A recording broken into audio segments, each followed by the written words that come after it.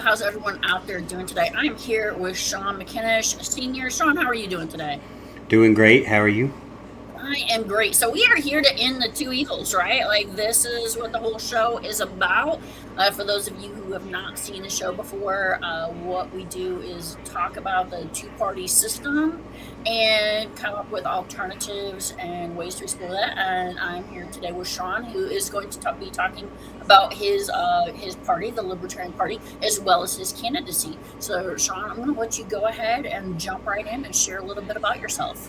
Yes, ma'am. First of all, thanks for having me. I'm in Mississippi, so I'm in the southeast United States. As that, I kind of grew up in a, let's just say I grew up, which is common where I live. I grew up kind of in a conservative household, but I realized when I was probably about 20 years old, and I finally just started out figuring life out. I said, really, I don't really fit into either one of these big parties. That's kind of when it hit me, and I actually just found a silly survey online and kind of ran through it. It says, this will tell you what political party it is. And I think I took it 5 times. And all 5 out of 5 times, I came back Libertarian. And I felt like I kind of went through their bylaws, and it just kind of felt like what I felt, most connected with. So anyway, I'm a National Libertarian Party member. I'm also a Libertarian Party of Mississippi member. I'm actually on the executive committee of the Libertarian Party of Mississippi. I'm my District 3 representative, so I help kind of find candidates to run as Libertarians in my district and support them as needed. I ran for office locally myself for the first time last year. I just ran for Ward 1 Alderman of my little town I live in, which is Pelahatchie, Mississippi. You'd have to Google it unless you're from here. Very small town of about 1,200 people. I've helped a couple of other libertarians locally work on some of their campaigns. I was kind of heavily involved 2 years ago with Lars Mapstead. He ran for president as a libertarian. He didn't make it to the final. Chase Oliver ended up being our ticket on the presidential ballot, but I kind of was with Lars Mapstead and did some networking and calling and things like that. And basically, I've been trying to get all the political experience I can, whether it's local, whether it's national, just to try to get in there and learn everything. And so I really want to highlight a few of the things that you said, Shaun. That was just an incredible introduction. First of all, if you are not familiar with the Libertarian Party, definitely go out and take a look at the Libertarian Party platform. And the Libertarian Party does have access in all 50 states and other ballots, which is really important. A lot of the smaller parties don't have that. The two parties that do have full access is the Green Party and the Libertarian Party. So something to be aware of is these movements have been out there for a very long time, but if the big two parties are not for you, it's kind of like you go into Baskin Robbins, you get 31 flavors. Political parties, you get 2 options. That's a cream, sugar, coffee. No, I want more than this, right? right. So definitely, if you're out there, you're looking for options, there are other places that you can go. You are not stuck with the two parties. And let's really hit something home that you talked about, Shaun. Let's talk a little bit more about the presidency. You mentioned having to help the Libertarian Party candidate, and everybody says when you vote for a third-party candidate, you're wasting your vote. Let's pull that back a little bit more. Yeah, that's one of the biggest things I've ever heard. A lot of times even when I was running for alderman, I went to all 1,200 homes in my town and knocked on all 1,200 doors. And if everybody who said they were going to vote for me voted for me, I would have won in a landslide. The problem is nobody voted. That's kind of what we're seeing. But I lost train of thought here. It's okay. We're talking about the presidential election and yes. This two-party evil. Yes. So that's what I heard a lot of. I heard, why would you even run? All you're going to do is split a vote, or cause a tie and the other person will win, or votes just canceling out, or any of those kinds of things. And I say a couple things to that. One, is we're never going to have a libertarian president or a libertarian senator or a libertarian anything unless we run for office. Two, that's how we start. I think for me, that's kind of why I wanted to run last year. If we are going to start, what do we have a chance better? This is the way I look at it. Do we have a better chance of a libertarian president winning first or a libertarian alderman winning first? Probably alderman. It's probably a much more winnable race. But I still want to belong to a party, even if it's a third party, green, libertarian, whatever, independent even. I think it's important that we run, that we show people you run. I used to tell people, look, I want to run, even if I know I'm not going to win. I've already won. Because for me, it was something like, if I'm a libertarian and I'm on the ballot, that's a win. I'm already won.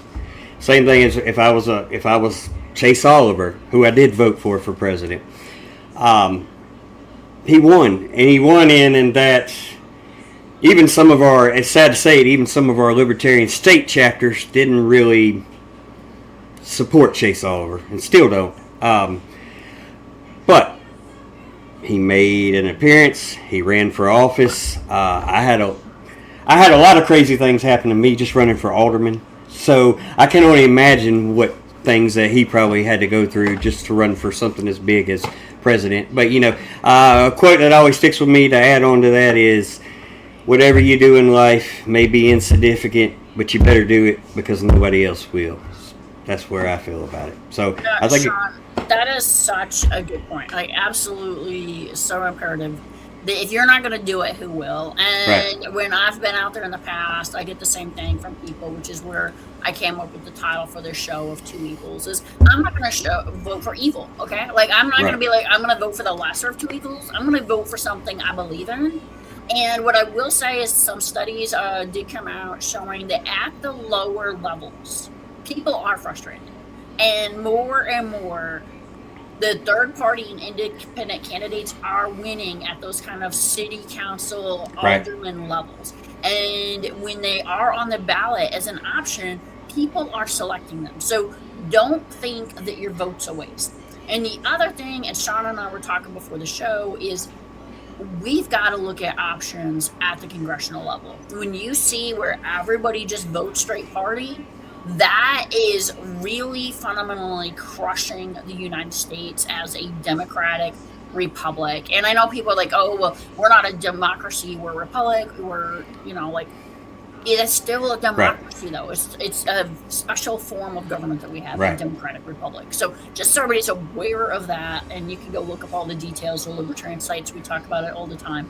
And really, we just want to highlight, it's not just the presidency. Every single elected official, other than the presidency, doesn't have the same thing as the Electoral College. Right. So let's talk a little bit about how you've helped other people run and what it takes for somebody to get out there and get involved in these parties, and particularly in your party, the Libertarian Party. Right. For me, it was kind of hard. At first, I filled out a form online, and I rejoined the state Libertarian Party and the National Libertarian Party. You can do it. I'm sure most parties are the same. Basically, we have a dues paying members that can be delegates in the national convention or whatever, and then you can just join as a non-paying dues member, and you're still involved. You just don't get to vote at the XCOM every year and all that. But anyway, but what and excuse me. Another thing I've noticed too, and this ties in with congressional and presidency and everything. I also think it's real important to run for those kind of offices as in addition to the alderman and city council, because I think the higher you go up in an office, when you're trying to grow a party and you're trying to grow people to like you said, go to mslp.org and research the Mississippi Libertarian Party or the National Libertarian Party or whatever. You're trying to get that exposure. You're trying, I count it as a win if I can just one person a day, I can just convince, whether it's a TikTok video or a Facebook post or anything, and they say, oh, I would like to know more about this Libertarian Party. So that part of that is important. But as far as getting involved, I filled out a form, and then at the end it said, would you be interested in volunteering? And I clicked the check box, and I really didn't even know what I was getting into. But it turned out they called me, and I had a long conversation with the chairman of the party at the time, and it can be as simple as sharing Facebook posts. It can be as simple as, tagging somebody when you see something important on TikTok, or duetting their video, or whatever. But it can also be, I've made phone calls. Hey, and that's a learning experience all in itself, because a lot of calls you'll get, oh, no, sorry, not interested, click. But then you just call the next person, We have email blasts we send out, we have Facebook posts we send out. So there's all kinds of ways that you can volunteer to help. And like I said, a lot of that for me is just trying to grow the party, trying to get new members, because the more members we have, the more people that are seeking more information about the party, I think we have at getting them to vote for us. And that's what I hear a lot about. I'm a plumber by trade, so I go into a lot of people's houses. I meet new people every day just from work. I'm there they're my customer, but I try to talk, and that's just part of it. I introduce myself, and anyway, sometimes though it comes up on the matter of politics or whatever, and they say, oh well, I don't really vote anymore, or I don't feel like my vote counts anymore. But it does count, and we can talk more. I can go into it a little bit about my local race, and I can prove to you that one vote makes a difference. It may not seem like it makes a difference, but it does. But it does make a difference. But it's about, yes, sure, people are out there, and probably more now than ever. People are tired of the D's and the R's. I get it. But that's, we want them to get excited about that Green Party candidate, or that Libertarian candidate, or an independent candidate. That's the only way we're ever going to grow, we're ever going to win. And in my race, I'm just throwing it out as an example for alderman in Pelahatchie. So I didn't win, obviously. But there was 3 people in my race total, including myself.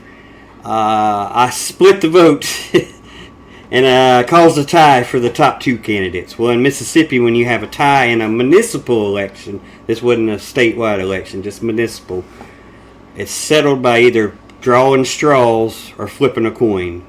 So these people flipped a coin, and then the incumbent called heads in the air. It landed on heads, and unfortunately the incumbent won again. But what I'm saying is, if one more person would have voted, or one less person would have voted, it would have been a completely different outcome. You know what I mean? So.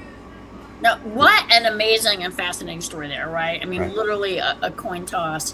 And I do want to shout out right now to the In the Two Party System network that we are a part of for Two Evils, and just really looking there's such a big movement, and you hit on such a crucial thing about people feeling that their vote doesn't count. More people did not vote in the last presidential election than voted for either candidate. So right. Honestly, people made the vote for none of the above, sadly enough. And we need to energize the people. Over 40% of people now identify as independents, which means they're not registering with either party. That means more people are independent than with either party.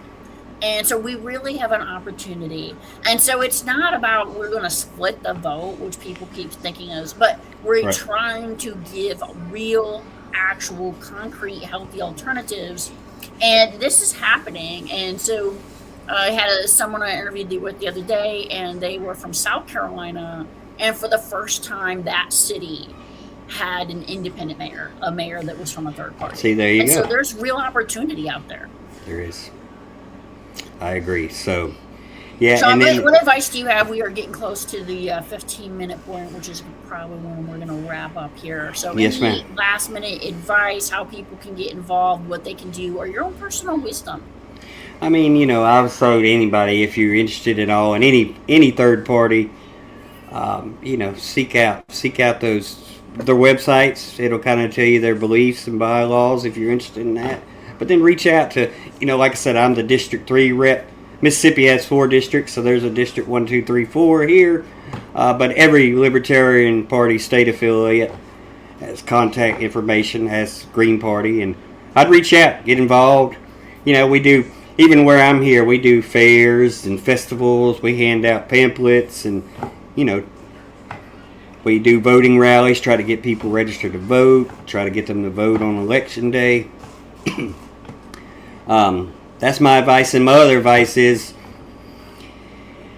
if you really want to make a change and you're thinking about running for office, run for office. You know, you don't really have anything to lose.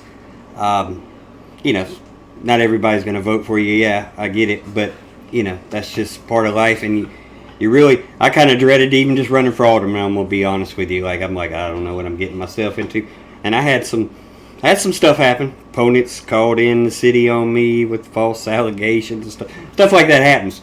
But if I could do it again 1,000 times, I would do it again 1,000 more times, because, like I said, it's important somebody does it. Somebody has to do it. So I say get. And if you don't want to run for office, that's great. I understand. Find a candidate that, you know, find their Facebook page or whatever, and see how you can help out. Some people, you know, I had people putting out yard signs for me, and I had a crew of, I think, 10 or 12 people knocking on doors with me and handing out, putting door hangers on doors, and those things didn't cost anything. You know what I mean?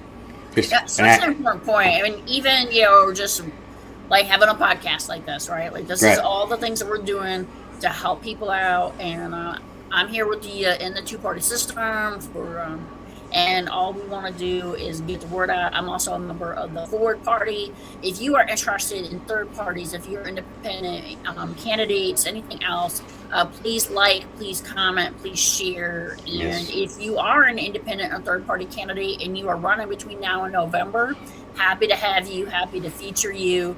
And just get the word out, because the whole goal here is information sharing, because a lot of people feel hostage by these two major parties with so much money, but we the people are what it's really all about.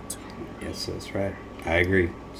Shaun, thank you so much for your time today. I know that we scheduled a few times, and I'm Yes, so ma'am. glad that this time worked out, and just really appreciate you. I appreciate your running, and you're just out there fighting the good fight.